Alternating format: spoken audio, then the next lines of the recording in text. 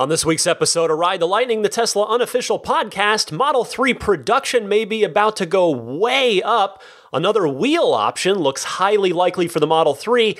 Good news about the federal tax credit for electric vehicles, and much more.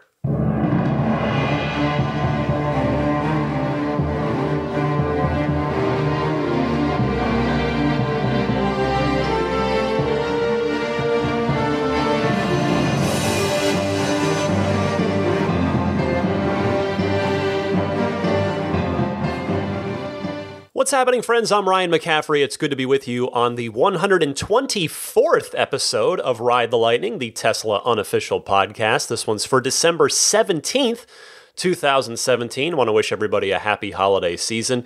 By the way, in case you were curious, I will be here with you. I will not be skipping any shows. I'm not traveling for the holiday this year, though. Even if I was, as you know, I would still aim to do a show anyway, so do look for the podcast each and every Sunday or whatever day you happen to normally listen to it. I will be here for you. And then the other kind of interesting thing going on, you've heard me mention TeslaCon the last couple weeks. Well, it will have already happened by the time any of you hear this, so all I can say is I hope my talk went well. And I believe there's going to be a way to listen to the archive of it if you're curious. So once, if and when that's finalized, I'll mention details of that on next week's podcast, so that if you did want to come take a listen to it after the fact, well, a view of it, view and a listen to it after the fact, because of course it is video. You will have the opportunity to do that, I think. All right, let's get started with the week's Tesla news. It was a fairly busy one as we head for what I would normally expect to be a fairly slow time in Tesla news here over the next couple of weeks. I've got a couple of ideas for some hopefully fun segments to do that are what we call in the publishing world evergreen, meaning they can run anytime. I'm not really sure where the heck I'm going to have to look up where that comes from, because that's anything evergreen tree. Okay, I guess it's just around. Anyway, let's get started with the news. A set of 20-inch Model 3 wheels, official ones, the actual sport wheels, the same style we saw on the Alpha, and that are made for all Model 3s in the 19-inch variant now. So those 20s, like we saw in the Alpha prototype, a set of them, not necessarily the exact same ones from the prototype, but a set of them popped up on eBay this past week, and they ended up selling within a day. They very, very much appeared to be real. They had Tesla logos stamped on the back of the wheels. The seller seemed legit. I was poking around in it, and I have to confess, I was very tempted to buy them myself, because I thought, well, what if 20s don't get made for, officially? I love these wheels, and I have always wanted them in the 20-inch size. Maybe I should just get them, and then even if they are offered on the Model 3, I could just get my Model 3 delivered with 18s and then put winter tires on the 18s and just stash those away for any winter trips that I ever take. But I never got super serious about it. And by the time I looked again anyway, they had in fact been sold. But my patience seems to have paid off very shortly thereafter, because I happened to catch Elon Musk on Twitter just as he posted something. I was on and I saw he had just posted, so I thought, okay, well, I've got my highest probability of him actually seeing my tweet. If I send him something, and well, that's 90% of the battle in getting a reply from him. Is just having him see it at all. The guy's got like 16 million followers now. So I went ahead and asked him. I said, Elon, are 20-inch sport wheels coming for Model 3? They've been spotted on a couple of Tesla-owned Model 3s, and a set was just sold on eBay. Seems imminent, but would love confirmation. 20s fill out the wheel wells on Model 3 so much better than 19s, obviously, in my opinion. And I got lucky. He did reply. This is, I guess, now maybe third or fourth time he's replied to me. He replied with simply, I agree. So not an outright confirmation, that the 20s are coming, but a pretty strong hint, I would think, is a fair way to interpret that. Because, of course, he's agreeing with the idea that the 20s fill out the wheel wells better than the 19s do. But he's, so he's not actually agreeing to he's not actually confirming that the wheels are coming, but that seems to be a very, very good indication.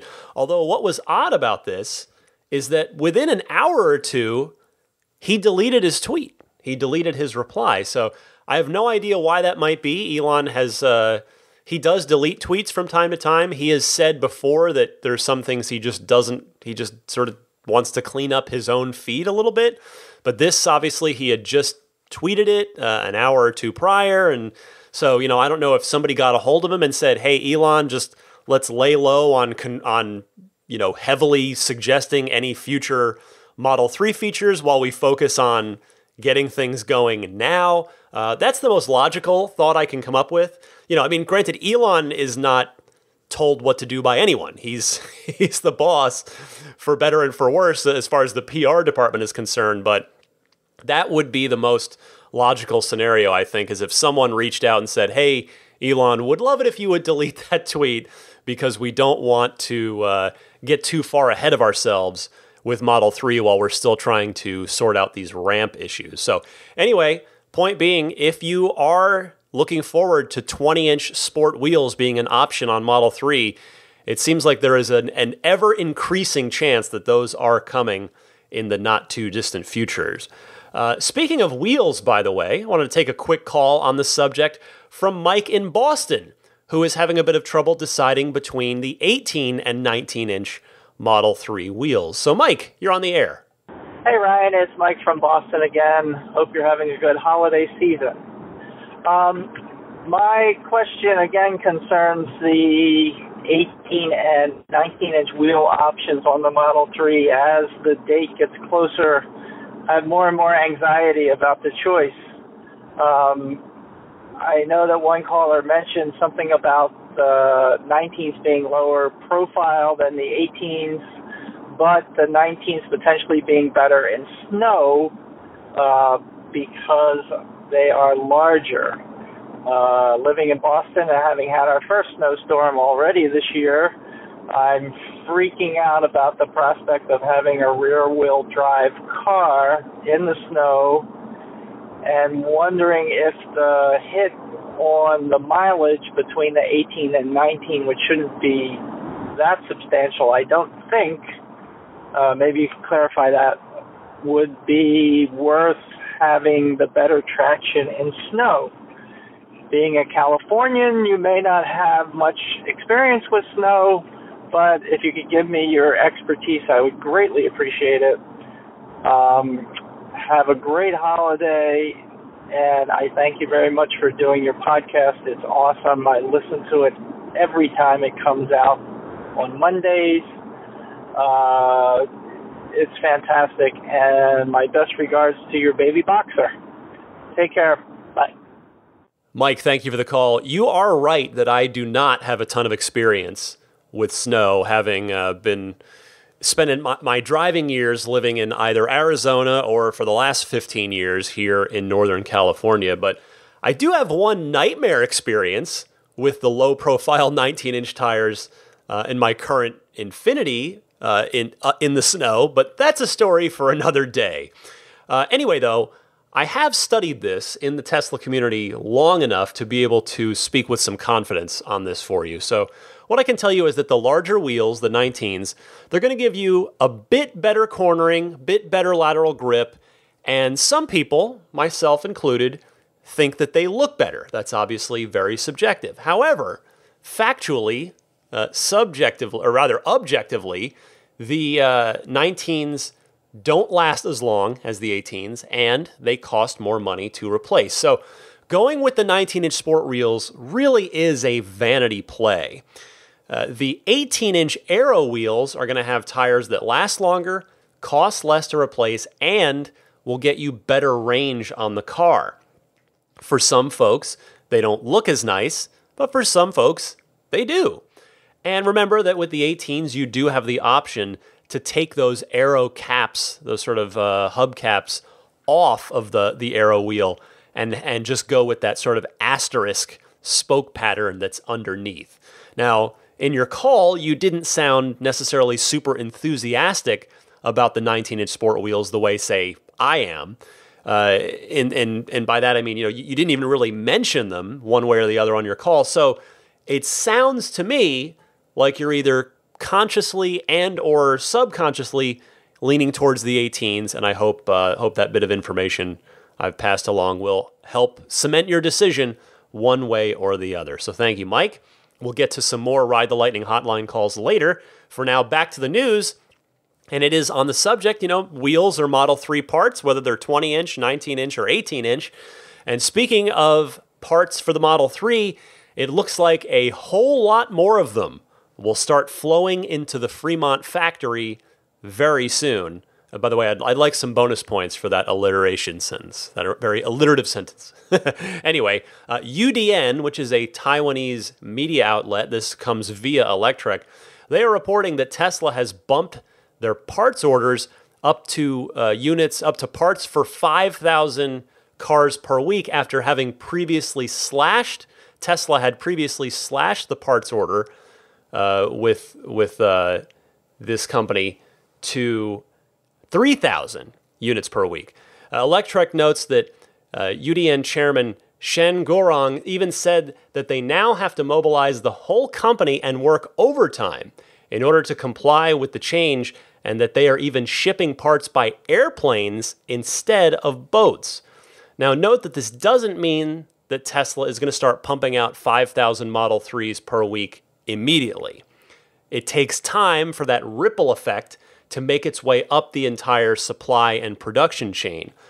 That said, this is absolutely a really good sign, because the last official update from Tesla, which you'll recall we got on the Q3 analyst call, was that 5,000 cars per week was pushed back from its original intended time of the end of December, meaning 2 weeks from now.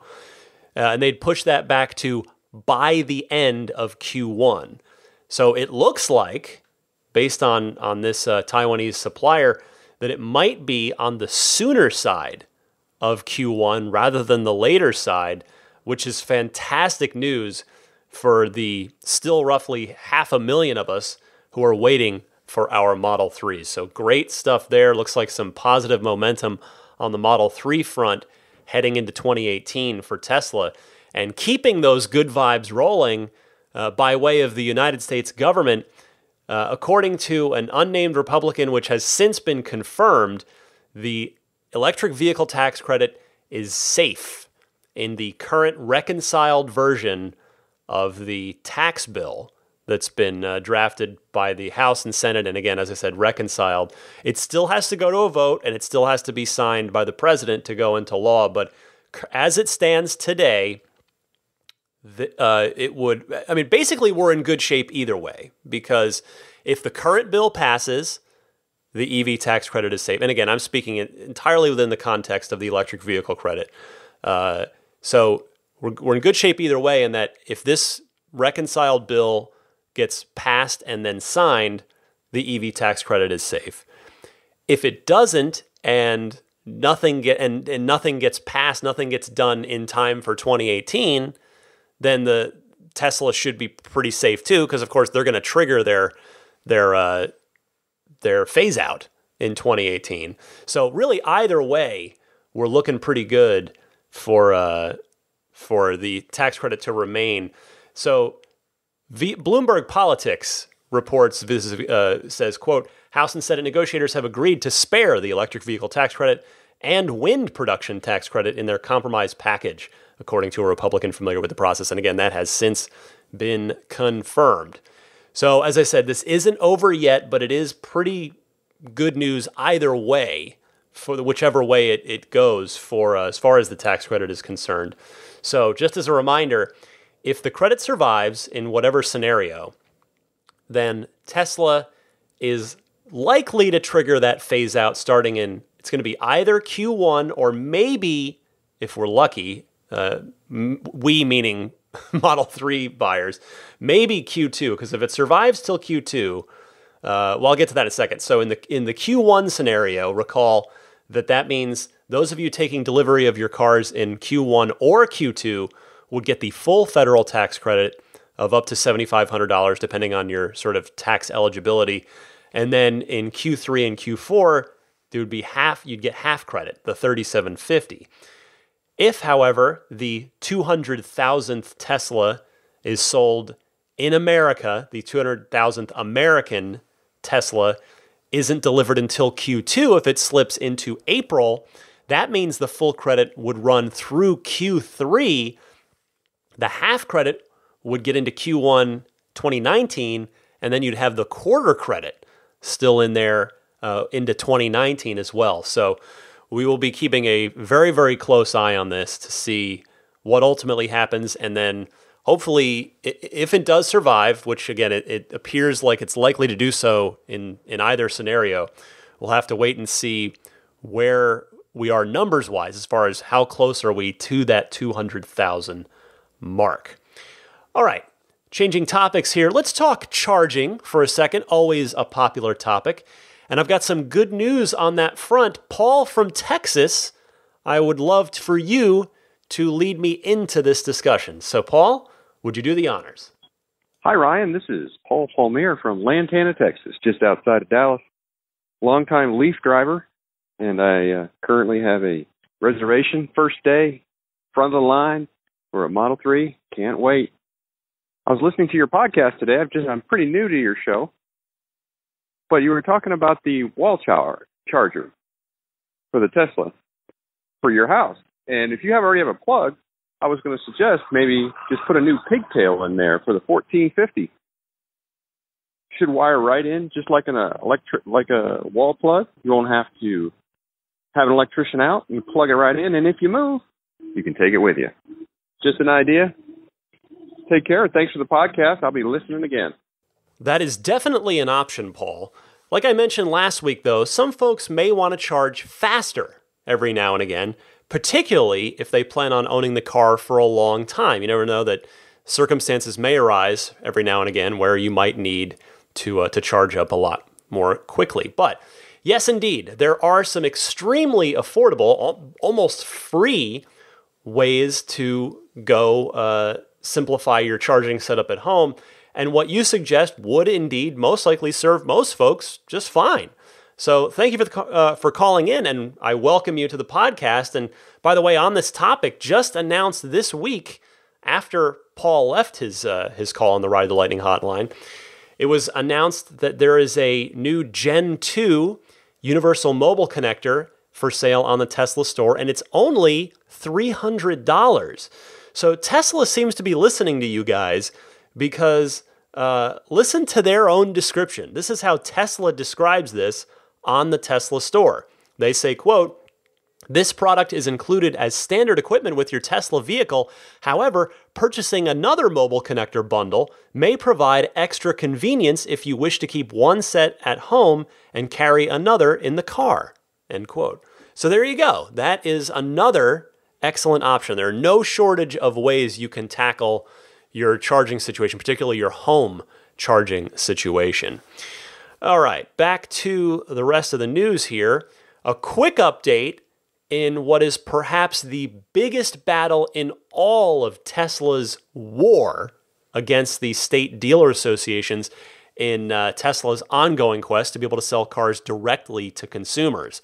That battle, of course, is in Michigan. I've talked about it a number of times every time there's been a major development. And there is a bit of a smaller development this week. You may recall that Tesla was seeking, in court, they were seeking communications to be sort of unsealed between lawmakers and dealers. They wanted that brought to light in the case. That request, because of course Tesla thought there might be some damning evidence against the state and or the dealers associations in there. And that request by Tesla has been granted by Judge Janet Neff. So it's not necessarily going to go public, but it is going to be a factor in this case as it moves through the Michigan state court system. That is the only update for now. But again, that ruling by Judge Neff certainly plays in Tesla's favor. So look for more updates from this very, very key case for Tesla as those updates roll in. And let's move now, another semi-truck update. Now, I promised, of course, last week, I said I would only give significant updates. Well, I happen to have a significant update this week, 2 of them, really. Now, remember last week when I told you about Cisco, the food service distributor, that you've probably seen their silver trucks, the cabs, trailers, I guess I should say, on the road with the blue font. They ordered 50 Tesla semis, and then Anheuser-Busch, yes, the Budweiser folks, ordered 40 of them. So that was 90 last week. Well, topping that, one-upping that this week, PepsiCo has ordered 100 Tesla semis, which now brings the total known number of Tesla semi orders to about 400, if I'm keeping proper count, which, 400 Tesla semis seems like a fantastic start to me, particularly when the very first trucks aren't even scheduled to deliver for about another 18 to 24 months from now. So good stuff for Tesla on the semi front there. Meanwhile, the other semi update to my friends in Canada, specifically Ontario. Ontario already offers one of the most generous electric vehicle tax credits in all of North America, if not the world. Well, they want to get electric semi-trucks on their roads too. They are about to roll out a new tax incentive for trucking companies and fleets that could be worth up to $75,000 Canadian per truck, which is about $60,000 in the U.S. This is a quote from Reuters. The program will offer buyers rebates of up to 60% of the incremental purchase cost of an electric truck compared with an equivalent diesel vehicle, up to a cap of $75,000 Canadian per vehicle. So just bravo, Ontario. Just keeping that good EV mojo going. Love seeing that. Ontario, I think, is absolutely a community leader for the entire North American, if not the entire global community on the EV front. So fantastic stuff right there. And just a couple of quick things this week to finish up with the news section here. If you happen to live or work in Norfolk, Virginia, here's a quick little nugget of good news. Tesla has made a deal with the city of Norfolk to install 100 destination chargers. So look for those all around town very soon. They are expected to be installed in city-owned parking garages. So if you're out and about in Norfolk and you're thinking, well, should I street park? Should I go garage? Maybe a little extra incentive to head for the garages. You can go ahead and plug in your Tesla in the upcoming garage installations of destination chargers, which are, of course, the high-power wall connectors that'll get you. It's not a supercharge, but it is a quicker charge than the sort of the standard NEMA 1450 outlet that's going to be in most of your garages. Lastly, this week, this is just a beautiful story that I wanted to share a little bit about with you here. Tesla did a wonderful, wonderful thing that I want to tell you about for a Model 3 reservation holder who he has stage 4 terminal cancer, and he has been told that he may only have about 3 to 4 months to live. I've mentioned the Tesla Motors Club forums a number of times on this podcast, and there was a posting by this gentleman, and he had said, well, it was later confirmed to be a gentleman. There was didn't know up front, but he was saying, hey, is there any way to sort of move up the reservation queue? This was only a few weeks ago. It's a lot's happened very quickly. And he was just, he said, hey, I've got terminal cancer. Is there any way to move up the queue? And this came to be brought to the attention of Bonnie Norman, who also frequents the Tesla Motors Club forum. In fact, I would love to have her on here someday. She's just a wonderful woman, Wonderful part of the Tesla community if you've ever met her. Odds are if you've been to a Tesla event, you've probably met Bonnie. She's just an extraordinary positive force who's always out there. She actually has the designation, or I guess the honor would be a better way to put it, of owning the final Founders Series Model X. She had the rights to signature number 2. She waited on the waiting list for a long, long, long time. Anyway, Bonnie does a lot in the Tesla community, and she became aware of this post, and she has a lot of contacts at Tesla. Well, one thing leads to another, and first they get this gentleman. She helped get this gentleman who lives. I don't know if it's public or not. Anyway, he's not right near the Tesla factory, but not an eternity away either. And anyway, Bonnie found someone, presumably a Tesla employee, because those are the only people that had the first batch of Model 3s. She found a Model 3 that someone to go spend some time with this gentleman with the Model 3, and so he got to see it. He got to ride in it. I'm not sure if he got to drive it, but I saw Bonnie sent some pictures, and it was just a really heartwarming story. And even if the story had ended there, it would have been a really nice story, But it didn't end there. Word got to John McNeil at Tesla, who is of course he is the head of sales and service at Tesla. He's one of the highest ranking executives outside of Elon Musk, and well, the gentleman was actually sent his invitation to configure his Model 3 the next day, and he was bumped up the queue, and he actually received his car this week. And there's some pictures that Bonnie posted on her Twitter. He took a multi-coat red Model 3, and he just looks so happy. And Bonnie shared a bit of the story, and he got a personal tour of the factory with John McNeil. And here's the thing. I mean, if any of us were in that same position, we would want, we would want that same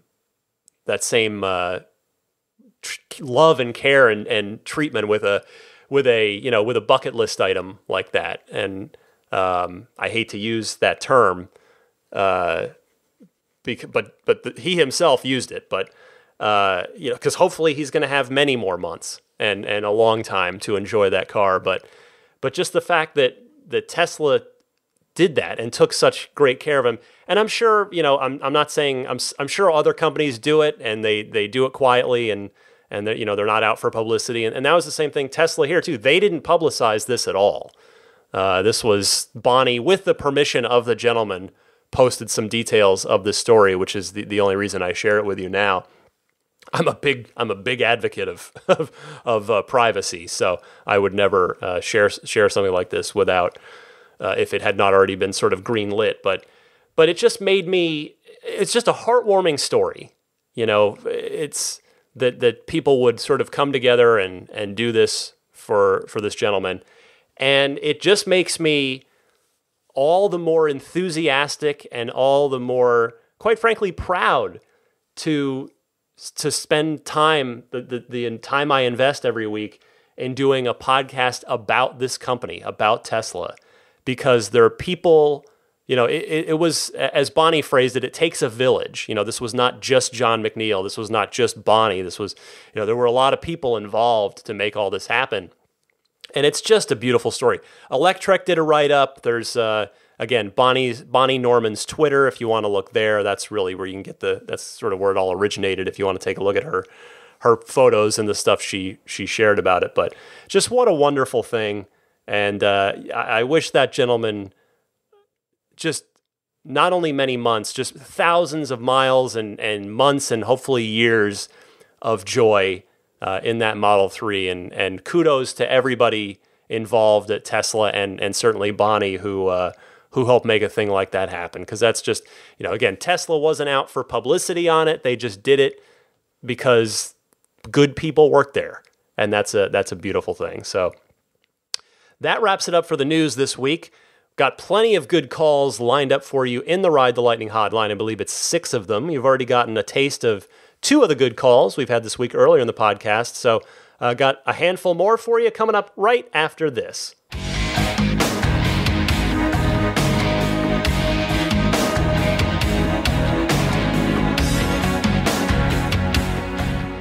Welcome to the Ride the Lightning hotline. If you've got a question, comment, or discussion topic for the podcast, I absolutely welcome you to call in anytime, day or night. The toll-free number is 1-888-989-8752. That's 1-888-989-TSLA. You can also just record your question on your smartphone's built-in voice recorder and email me that file. The email address for the podcast is teslapodcast@gmail.com. But I want to thank Visit Life on Record, rather. I was going to say, I want to thank Ride the Lightning Hotline. Like, no, that's the wrong thing. I want to thank lifeonrecord.com for providing the Ride the Lightning Hotline each and every week. Let's kick it off with David from Salt Lake City. He's a bit frustrated with finances, getting the ducks in a row before his Tesla delivery. So let's see if we can help David out. David, you're on the air. Hey, this is David from Salt Lake City. Last week on the podcast, you talked about getting our finances ready for the Model 3. And I'm a little frustrated because I don't know how I can do that without knowing the cost of dual motor all-wheel drive. I plan on waiting for the dual motor. I'm 99% sure that I will. But I expect my configuration email in a couple weeks, and I'm kind of upset that I'm going to have to make the decision without knowing what the dual motor is going to cost. So I know that some people have mentioned that it's probably going to be less than $5,000, but frankly, I just don't have any confidence that that's the case. So I want to know what your thoughts are. Thanks for the podcast. Bye. I hear you, David. It is unfortunate that Tesla did not list any kind of ballpark base price for the dual motor all-wheel drive cars in My Tesla, which is, of course, where you can go check on your Model 3 reservation status. And while I don't blame you for not having any confidence in the estimates of, say, people like me on what that dual motor option is going to cost, look at it this way. There is absolutely no way that it costs more than what it costs on the Model S, though obviously it's no longer an option on the Model S since they've made it standard, but we know what it was.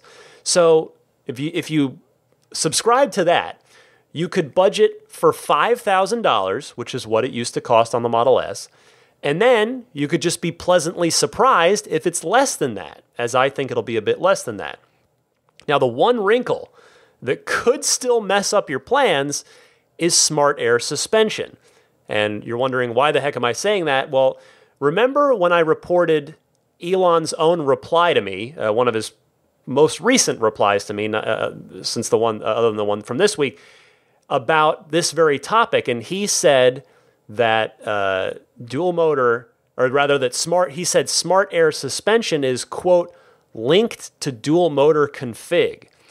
So the thing about that is we don't know if that means that they're in an option package bundled together, or if he just means that smart air suspension will be available at the same time that dual motor is. And if it is a bundled package, what will it cost? It should be no more than $7,500, since that's what the combined pricing of those was on the Model S back when those were both individual a la carte options. So I hope that helps. I know that's not a complete panacea for your worries there, but I do hope that helps. On the subject of all-wheel drive, let me go next to Justin right here in San Francisco, who's wondering why I am going with all-wheel drive when I live here. Justin, let's talk. Hey, Ryan, Justin in San Francisco, second-time caller. Hit me with a question. I am wondering why you are getting the all-wheel drive. I'm not criticizing. I'm actually just curious. We're both in San Francisco. I know we both have youngish kids, both live in the city, all those sort of things. And if it's for Tahoe and you guys go up a lot, that's kind of my suspicion. I don't know. I just wanted to kind of get confirmation from you as to why you're doing all-wheel drive in the Bay Area. I'm originally from Ohio, and everybody had to preach you had to get all-wheel drive back there. But here, I'm wondering if it's really necessary. So that's it. I'm curious to get your answer. Really enjoy listening to it.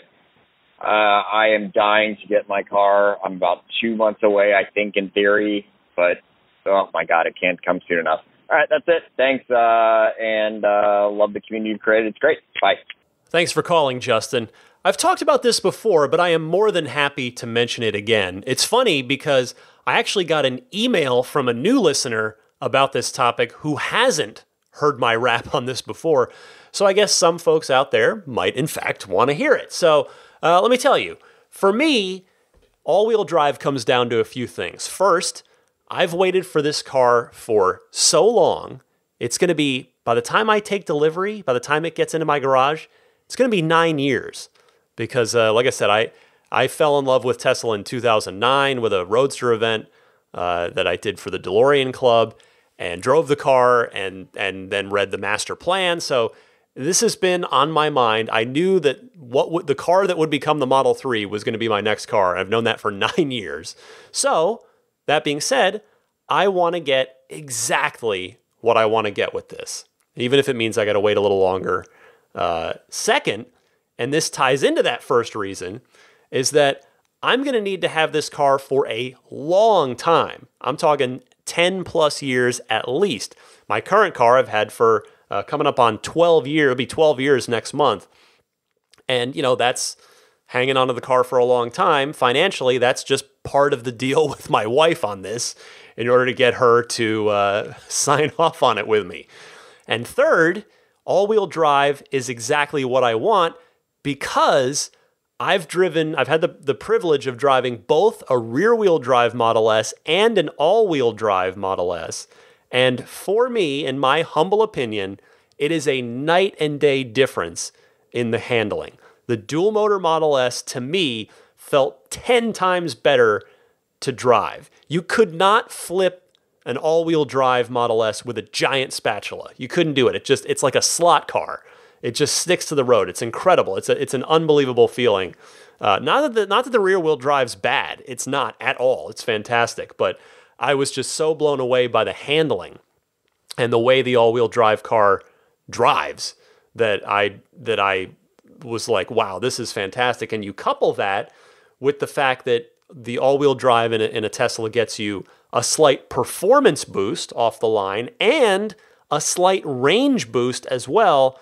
And those things add up for me to be well worth the price of that second motor, which I estimate, I've said before, to be about $4,000 since it was $5,000 on the Model S, and Elon has previously said that it would be cheaper than what it was on the Model S. So you are, of course, politely implying, Justin, that I don't need all-wheel drive living here in the San Francisco Bay Area. And guess what? You are 100% right.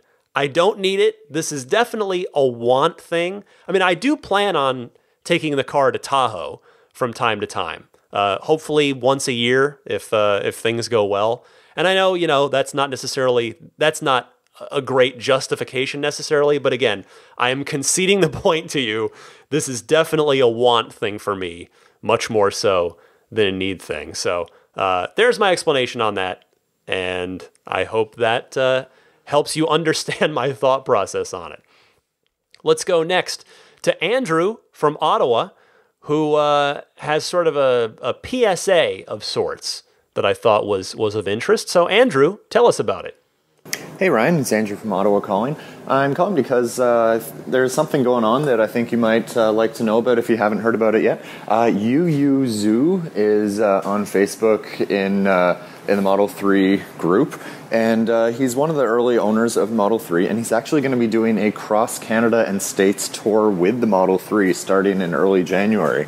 And he's going to be hitting just about every major city in Canada and the U.S., and it's going to be 25,000 plus kilometers, and he's going to be letting people go into the car, play with the touch screen, experiment with the car, because this might be their only opportunity before they take possession, depending on where they are in the line.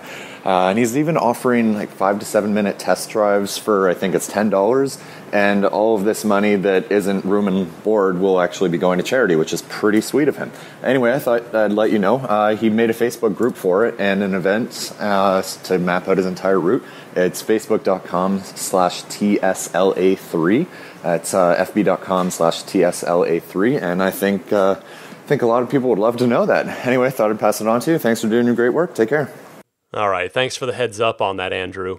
This carries on something of a tradition, by the way, that kind and intrepid Tesla owners have been doing for some time now. There have been S owners that have gone and given test drives to prospective buyers in states where Tesla hasn't been allowed to operate in the past.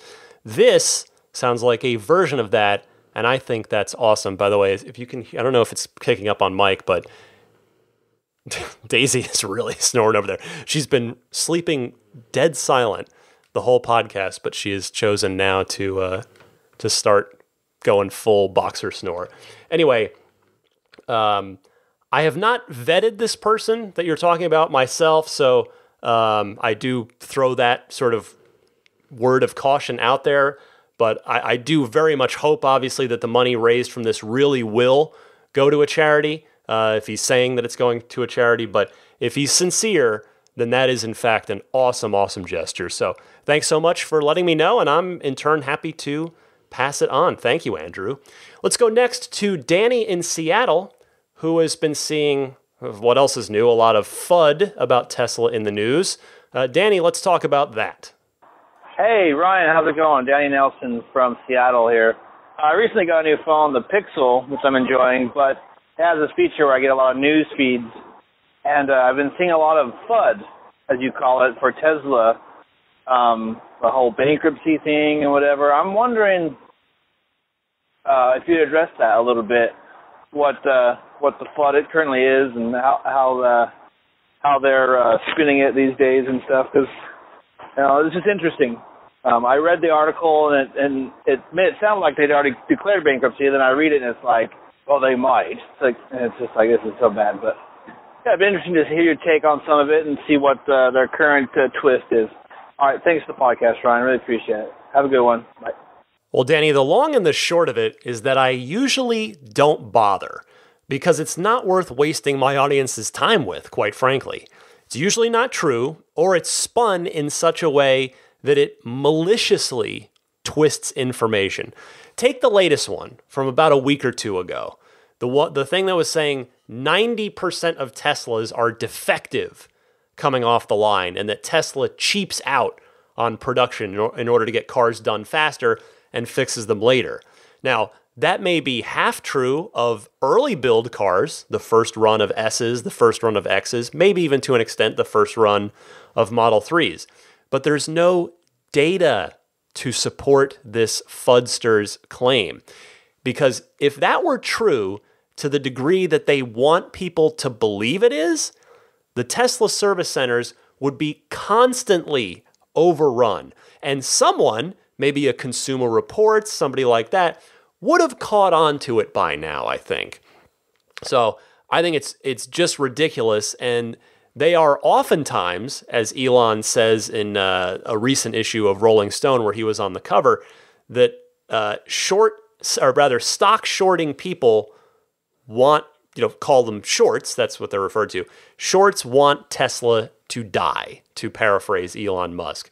So if they can spread that stuff far enough and wide enough, the stock price goes down and they profit. It's that simple and it's that awful, unfortunately. Okie doke. One last call here in the Ride the Lightning hotline. It comes to us from Andrew in Canada. Little mobile connector, high power wall connector talk, but also a question about a Model 3 feature that has been, pardon the phrasing, hotly contested. That horrible dad joke pun will make sense momentarily. Andrew, you're on the air.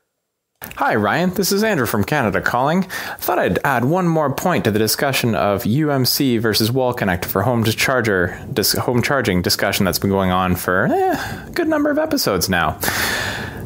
in both cases, the cable that actually goes into the Tesla is only active when charging is taking place, and the Tesla needs to be able to communicate with the box before it puts any power through that cable and instantly cuts off power to that cable if charging is interrupted. Excellent. However, for the UMC, between the box itself and the NEMA 1450 connector, or whatever connector you use, that pigtail and the connector itself will always have power to it.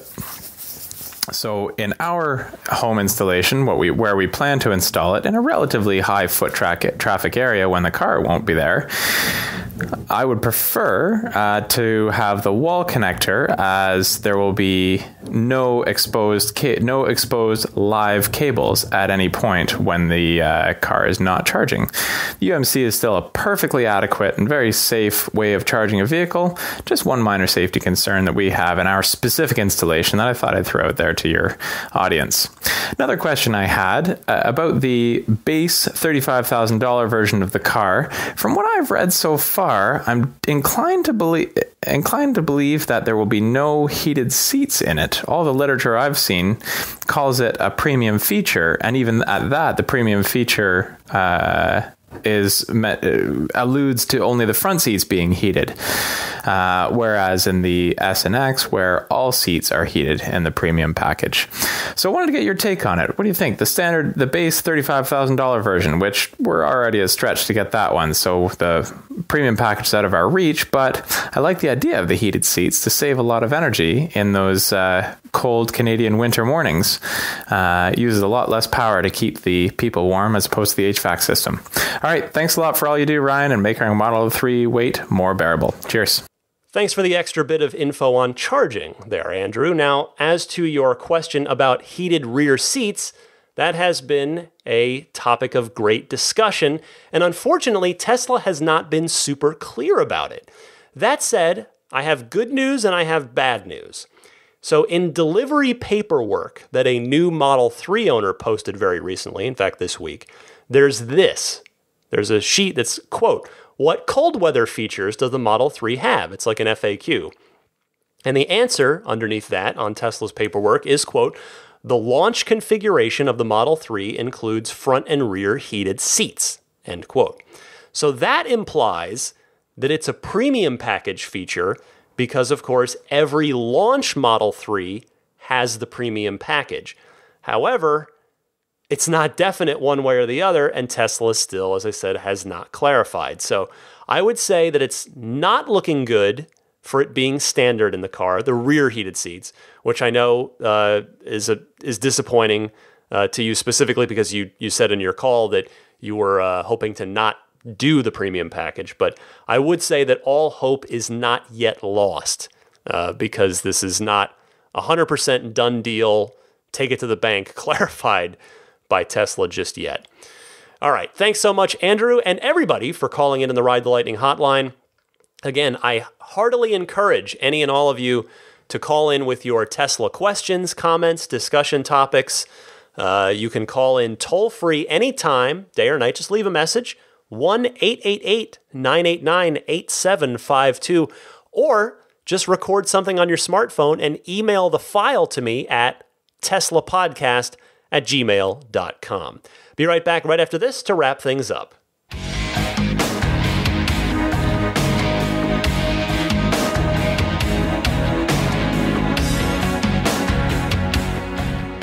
Well, with a couple of different waves of invites for Model 3 Design Studio going out this week, that means more and more of you are going to be taking delivery on your Model 3 soon. And if you're like me and you really want to protect the paint on that car and keep it looking its best, you are probably considering maybe a ceramic coating, a paint correction, a paint protection film, some combination of the above. Well, be sure to check out Immaculate Reflections, particularly if you are in Northern California or if you happen to be taking delivery of your car at the Tesla factory. Check them out at irdetailing.com, also on Yelp and Instagram at immaculate_reflections. They've got 16 years of experience. They are the Bay Area's premier detailing solution They're doing Seaquart's Finest Reserve. They're doing paint protection film. They're doing new car delivery prep. Whatever you want to do, again, whether it's one thing or many things, they'll go to any and all lengths for you to help keep that car looking its absolute best for a long time to come. Referral code, if you are purchasing a Model S or Model S, be sure to use my cousin Patrick's referral code to get yourself free unlimited lifetime supercharging, which is otherwise not available. You can just type this into your web browser, ts.la/Patrick5008, or just give that code to your sales advisor if you're speaking to someone at a Tesla store, Patrick5008. Patreon. A number of you kindly support me on there. If you get a lot out of the podcast, you enjoy it a lot, it gets you a lot of information, entertainment, some combination thereof, and you feel like you'd like to support me, I would greatly appreciate it. You can go to patreon.com, Patreon, patreon.com/Tesla podcast for all of the information about the Patreon there. And I'll say to the handful of folks who canceled your pledges because of Patreon's recent changes to their fee structure, well, they heard everybody loud and clear, and they undid it all. They rolled it all back. So would love for you to come back, but of course I'll be here no matter whether you're on Patreon with me or not. And I want to thank the Patreon producers who are here with me. These are the kind of folks who pledge at the $20 level or higher each and every month, which gets them their name mentioned that I'm about to do. It gets them a bonus episode that's exclusive to Patreon pledgers every month. It gets them early access to each week's episode as well. So I want to say hi to the newest Patreon producer, Aaron Greenberg, and then, of course, say hello to everybody else. Jeff Bartram, Paul Hussey, DJ Harbaugh, Pete White, Wolfgang Obergen, George Cassiopo, David Brander, Jonathan Wales, Scott Gillis, Michael Lucas, Alexi Heft, Lisa Kaz, Michael O'Prey, Logan Willis, Matthew Parra, Michael Lester, Robert Miracle, John Lasher, Jason Chalukas, Emotion Rentals, Richard Ouellette, Sean Fournier, Tim Hyde, Marcus Mayenshine, Lee Sweet, Lars Hoffman, and Orion Coates. Thank you all so much. You really do at this point make the podcast possible. For how much time goes into it, that support really means the world to me. Abstract Ocean, a lot of you are gobbling up those puddle lights for SX3, or just grabbing the Tesla logo one. You can get any of the car logos or the Tesla logo. Find those at abstractocean.com, along with a number of other Tesla accessories. They seem to specialize in lighting accessories in particular, better lighting kits for the interior, that kind of thing. But they also have stuff for you, like Tesla lanyards. So if you happen to be taking a look there for some stuff, some Tesla stuff, use the coupon code RTL Podcast, all one word, RTL Podcast at checkout, and you will get 20% off of your very first order with Abstract Ocean.